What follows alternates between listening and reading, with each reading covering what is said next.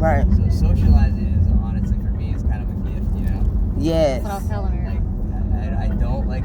I also follow this whole Japanese philosophy: is you never keep company you wouldn't be honored to die in. Yes. Because you might die. You know what I mean? Yep. You know, that's my thing about planes. Mm-hmm. I'm not afraid to die in a plane, but man, it would suck to die in a tube full of people you probably hate half of. Exactly. You know, just like, or there's some pedophile in there you don't know about. Yeah. I'm in that plane with that fucker. Right. Okay. But you know, we spend time with people that are genuine, and you know, even if you don't come from the same walk or you got different, you know, outlooks or this or that, you still you know, get to learn a lot.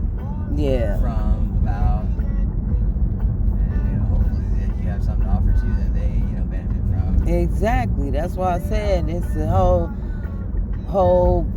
new vibe for that God is just ordained, basically, you know, because I already said this.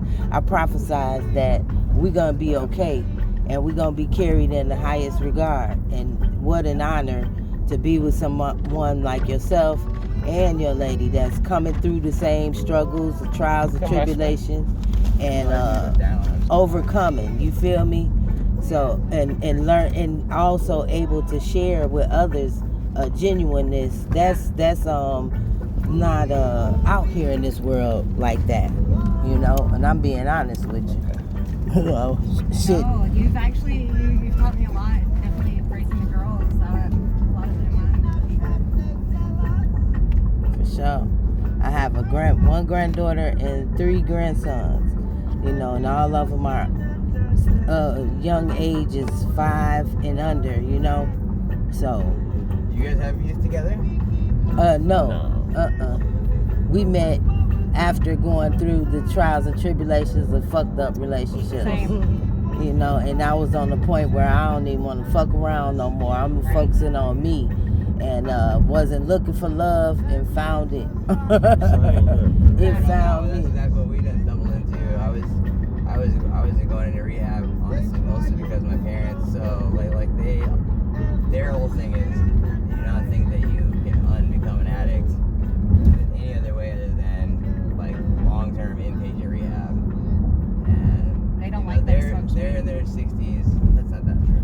So they're in their 60s, and I realized that they're only going to be here for like another 20 years, you know. Right. And so I really want to spend good genuine time with them. Right. And as a recovering addict, like I'm not trying to live that life no more, you know. Right. It's been at least 5 years where I've been clawing my way out of the hole. Right. And every now and again I slip up, but it's not something I'll be like trying to do every day, or even when I do fuck up, I try to like not continue, you know. If right. I slip, it's a day or two. I don't fucking, I'm not trying to live that life or be that. Right. And I think chemical, that's, because that's what it comes is you become the chemicals you're using. Okay. So weed, I'm already that. Right. You know? Like I already live that. And exactly. I don't need to be also a slave to the poppy, and then also a slave to the fucking meth, which is nothing as far as medicine. Right. Have a medicine value. Right. But so that said, like I say, I like to show up for them. Right. But they won't really emotionally or psychologically let me. Not so much my dad, my mom specifically, won't really let me show up for them unless they feel like I have put in whatever work it is to be sober, right? Right. So unless I'm going to meetings or doing whatever they think is the thing that is, showing that I am making an effort to retain my sobriety, then they are like, oh, well, it's a risk having you around because you might just relapse anytime. Right. And I get that because that has been the case in the past, and right. I totally understand where they're coming from, especially my mom. She's a little bit neurotic, and so she's very emotionally fragile. Right. She's an angel, but she definitely is, I put her through as a teenager, and she definitely got gray hair early. Right. Mostly worrying about me not doing stuff to her or whatever, Right. She was always worried I wasn't going to make it home or not make it back to whatever I was doing. Exactly. So I wanted to show up for them in that way. So anyway, I ended up in rehab mostly because of that, and I wasn't working at the time. I just got back from fishing. Fishing had been a 50 cent a pound year, lowest price in 40 years, lowest price in 40 years. And it was a 50 cent year in 2015, but because of inflation, 50 cents now is 43 cents, I believe, back then. So fucking yeah, lowest price ever. And so instead of coming back with money, I came back dead broke. Bills paid, but dead broke. Right. And so rather than, I was like, well, I can go to rehab and not have to pay rent, you know, fucking $3 square a day, and I won't be doing drugs. And so that sounds like a pretty good opportunity to kind of get, you know, on my feet again. Right. And then, you know, once you work through that, they kind of set you up for vocational type shit too, you know what I mean? So I was like, all right, get back into some work, whatever. That was what I was thinking at the time anyway. That was a win-win. So no, it wasn't what it was. So I show up there and I already got the game down, so I know that they're gonna take your phone. So I got a fucking drop phone. I give them the drop phone, keep my real phone, of course. Right. And I'm not calling my drug dealer and shit. I just like honestly want to listen to my podcast so I don't go insane. Right. And you know, that's what I was doing. And I had my weed stashed in an ammo box that I had stashed on premises like the week before then. Right. And so when they shook me down at the door, I had nothing on me, but you know, I was smoking my weed, and it takes 30 days for weed to get out of your system, so I figured I got a month before I got to pass the drug test. Right. And as long as you smoke less and less, it shows your shit going down and down and down. Right. And I'm thinking, all right, well, in a month, I'll have dealt with that, you know, whatever. And I meet up with her, and we're kind of, you know, I can tell, like, so she's very social. She's talking to people. And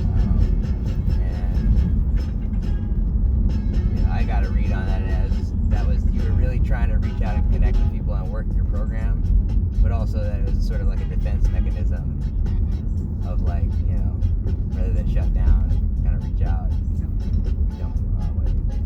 Anyway, long and the short is, I felt like, you know, what you were saying was legit, and you were being really genuine, and people were sort of writing you off. And I felt like sitting there and hearing what you had to say, just like that. You don't learn unless you listen to people. Right. And, you know, you being from Georgia, again, that's foreign to me, you know. Like, you may have lived in Oahu for the last 8 years. But that's just a jump off point as far as I'm concerned. That's, you know, anybody that lives there for any amount of time, it seems like a melting pot midway. I wanted to know about you. I wanted to see what you were about, you know. You obviously had an interesting story, the fact that we're both sitting there in rehab in Hawaii. But honestly, we just started playing footsies and stuff like that, you know. Like, it's so the thing about co-ed rehab centers, and I learned this in Utah too, is sexual tension is fucking raw. Right. You're not allowed to touch anybody. You're not allowed to fucking, you know, do any of this and that. You're not allowed to hug or any of this and that. And you know, you see somebody that normally you might like hold hands with or whatever, kind of like try to get to know each other. There's no space for that, and just not being able to get it makes you want it so much more. And so just human contact, like right. Just like not like sexual tension, but like I just would like to hold your hand or like have you run your fingers through my hair. Right. Like, that would feel like $1 million. And I was like, meet me in the bathroom. Right. no, but you know, like we were riding around the car, and sorry, I drove right by where we were riding around the car, and you know, I like put my head in her lap because we would come back from the beach, and it just felt good, you know. It was like we felt good on each other. Right. And the conversation was, again, I felt like that she was being really genuine as a human, like really not like braggadocious or prideful or right. Just that you were just looking for somebody to hear you and be heard. Okay. It was cool, you know. I don't know, we found each other, and I don't know. For me, I wasn't really looking for a partner, but I hadn't been with nobody for like 2 years because I wasn't looking for somebody. I was just kind of doing me, you know. Right. Honestly, like that 2 years of struggle with the hard stuff was like, you know, takes up all your time and energy. Exactly. You do the drugs, you're doing them, and then after that, you're like, don't have no energy for nothing. You said they crates and sort of that can last help couple you. of months, I gotta say, I feel like my old self again, you know, like my 20-year-old self, the self that actually gets to enjoy life. You know? Exactly. Work hard, enjoy life. So it got me that job, you know, so it got me back to where I am. We right on the side. Like it, you know, when you pull on the side. Down here? Yeah. Yeah, I can slide down there. I'm not supposed to go this way, but... For real. What? Okay. What are you gonna do?